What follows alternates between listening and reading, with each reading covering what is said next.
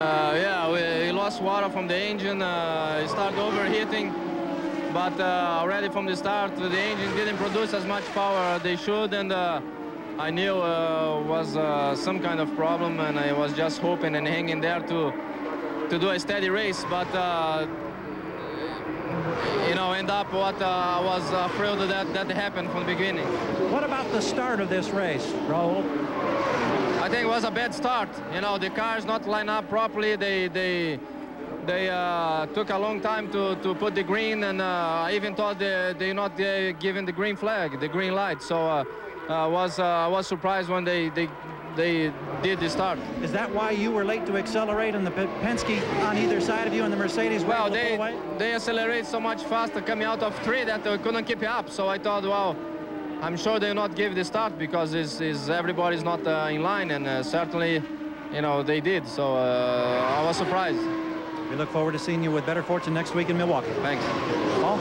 144 laps are now complete. Jacques Villeneuve runs in 3rd position. We'll take a look at the running order from Valvoline after 143 laps. 3 cars on the leader lap. Paul, I think one thing important here is that Little Al is back there in that traffic, and his car's obviously not working as good as he'd like. It's taking him time to get through there, and Emerson's got that clean track in front of him, and he is really trying to stretch it out. Danny, you know right now the sun has been beating on this thing all day. The track has got to be really slippery. Danny Sullivan, let's go back and look from Michael Andretti's camera. That traffic jam that you were talking about. Well, he was very quick coming down here. He's in traffic. Look at this. There's 3 abreast there. He's making some moves back over to the other side. Unbelievable driving here. And he goes in. He's carrying a lot of speed, but I think he's going to make a move on Brian Herta here going into 2. And I think it scared Brian. I don't think he expected him to come down there into 2. Tell you what, that was some terrific driving there. Watch one of the Penske cars as it closes up on Michael Andretti. Jack Arute. Al Unser has retired from racing and is today a spectator. And he is a very agitated spectator right now. We were talking to him before. Al, this is, you said, was the toughest thing you've ever had to do. That it is, you know. Nothing worse than standing here. I tell you, it's not easy. Watching your son with the Mercedes, what have you noticed? Something that maybe you could tell our viewers to look for? Well, he's looking very good. You know, they made the other stop, and can't get by the traffic right now, but he was pushing earlier, and he should be okay now. As we watch that pack come hurtling down through as close company as they were in, is maybe that the one time you were glad you weren't strapped in the cockpit today? Well, they all made it through, so, you know, they're all capable drivers, but it was close. Paul? Al Unser, I bet he's a little more apprehensive as a spectator than he ever was in the cockpit, known for his cool driving. Not only Big Al, but Johnny Rutherford, 3-time winner, announced his retirement this month of May as well. Hey, Bobby, do you think that heavier downforce package on Little Al's car is not as big of an advantage as Emerson is with the light downforce package? Well, obviously, Emo's getting through the turns a little bit better because, like you said, Danny, he's working traffic better. So Little Al's balance is off, and my guess is he doesn't have the downforce matched up with the stagger across the back. Al Unser Jr., who runs second just ahead of him, is Michael Andretti, who currently runs in 5th place. Later this summer here at the Speedway, they'll start a new racing tradition. NASCAR's best will battle it out on this historic track for the first time ever. Join us here at ABC for the inaugural Brickyard 400, live Saturday, August 6th, here on ABC Sports. But right now, it's 500 miles that are of concern. 148 laps are complete. Michael Andretti has been running laps equal to Al Unser Jr. for the past couple of laps. Little Al closes in. There's your leaderboard at 148 laps for the top 10. And Paul, I just did a little bit of calculating on pit stop, for example. These may not be exactly right, but we have Little Al possibly pitting on 166 and again at 194. And then we have Emo doing 162 and 190. Villeneuve coming in at 163 and maybe 196 or 97. Race strategy and update, Gary Gerald. Well, let's follow up on what Bobby was just saying about projected stops. Barry Green, Jerry Forsyth, no, and they're saying flatly, we can't keep up with the horsepower of the Mercedes. So we're trying to be a little conservative now. There is a chance that they may be able to nurse it so that they have to make just one more stop. They think Fittipaldi, Unser, I should say, will have to make a stop and then a second one for a splash of fuel. That could pull Villeneuve back up into contention late. Let's go to Jack Arute. And Gary, you're absolutely right. The thinking and the conventional strategy here in the Penske team is they will have to make 2 stops. They're now debating whether it should be a long full load stop this next time and then a splash and go, or the other way around. Right now we're being told that Fittipaldi will take the long stop the next time and then a splash and go. Right now, so much of this race is in the hands of the team managers, the chief mechanics, the car owners in the pit. The drivers just trying to pace themselves and get to the last 100 miles so that they can be ready to race when we come to the closing laps of the Indianapolis 500. 151 are complete. And Paul, keep in mind when they talk about the splash and go or the real quick stops, that's still roughly 1/2 of a lap. So the people watching TV, they can just kind of see where the cars are. Figure half a lap lost. So still looking for the sign and when to come in. Here's our Valvoline race summary for those of you that have entered in the Valvoline Indy500 giveaway. The leader at 150 laps, Emerson Fittipaldi. Stay tuned for the results at the end of the race. 5 cautions accounting for 34 laps. These cars out of the race, a long, long list. So fortunately, with all the incidents today, no serious injuries. Most serious appears to be Nigel Mansell, and he refused to go to the hospital. And you know, in previous years, the Lola firm dominated the chassis here. There's only one Lola running right now in the top 10. The others are Penske's and Renards. And 2 rookies in the top 10. Villeneuve in 3rd, and Brian Herta runs in 9th. This young man could be the key to the race.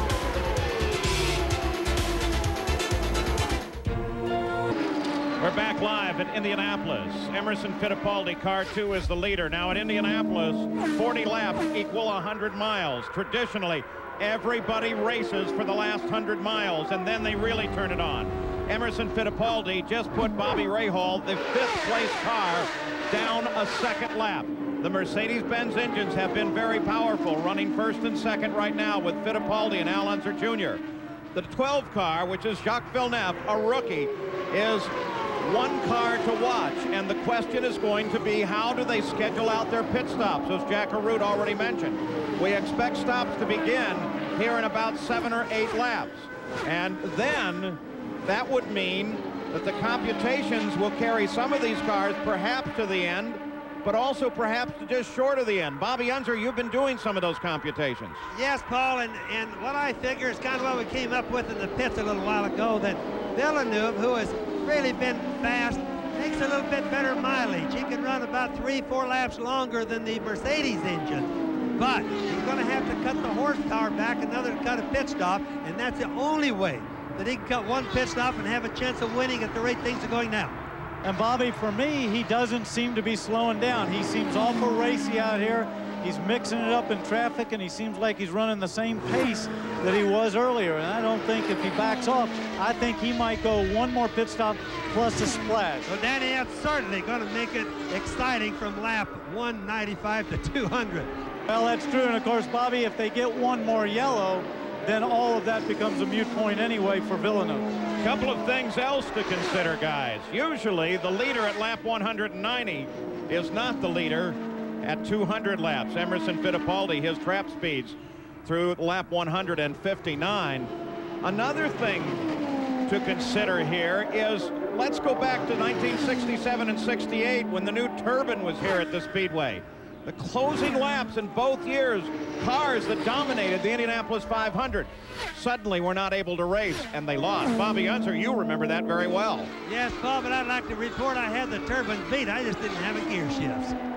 Oh, revisionist history here at Indianapolis. Bobby, that's a true racer's excuse. I had to throw that one in.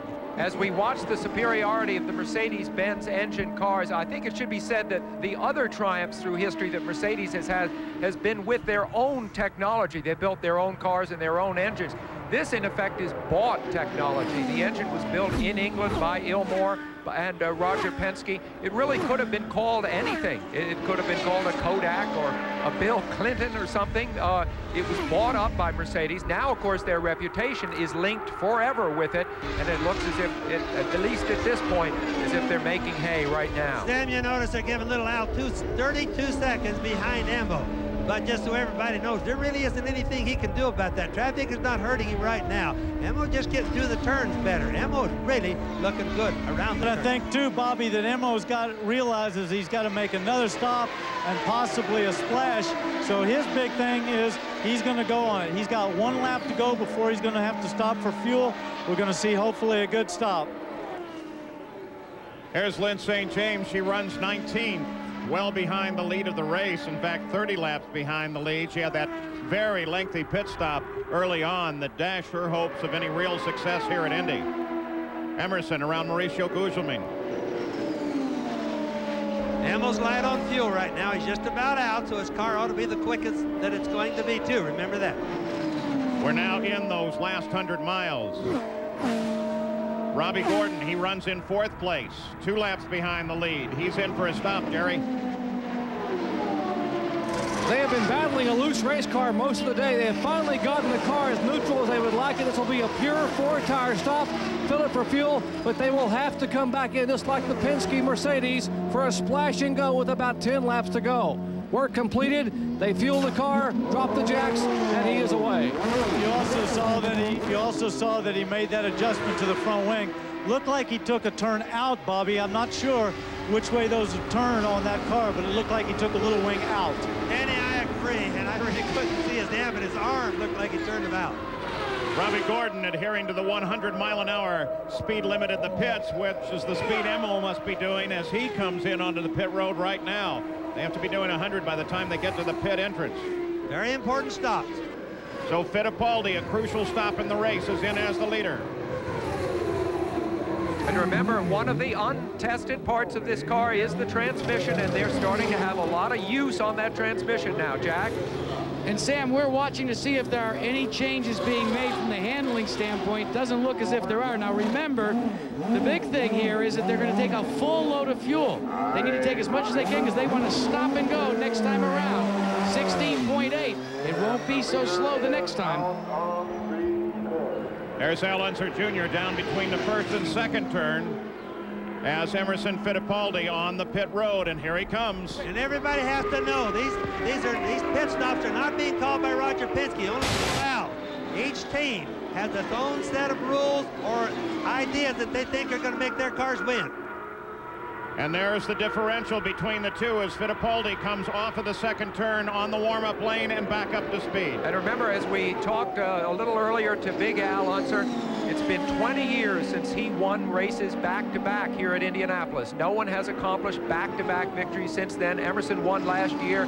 He's leading this race. Maybe he'll make history. And remember, as we have 35 laps to go there, that the pit stops on whatever Villeneuve is doing is going to be the answer.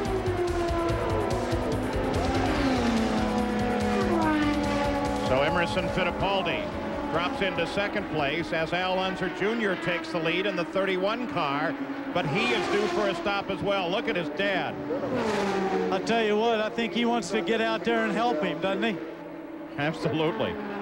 Villeneuve coming in on the next lap, we hear. So first, second, and third will all pit here. What's he doing? He got his hand up. He had his hand up. Maybe the radios aren't working. I think that's the radio's not working, and he was signaling that he understands he's coming in next time. He was just waving an acknowledgement. An understanding or a question, Danny? Well, I would imagine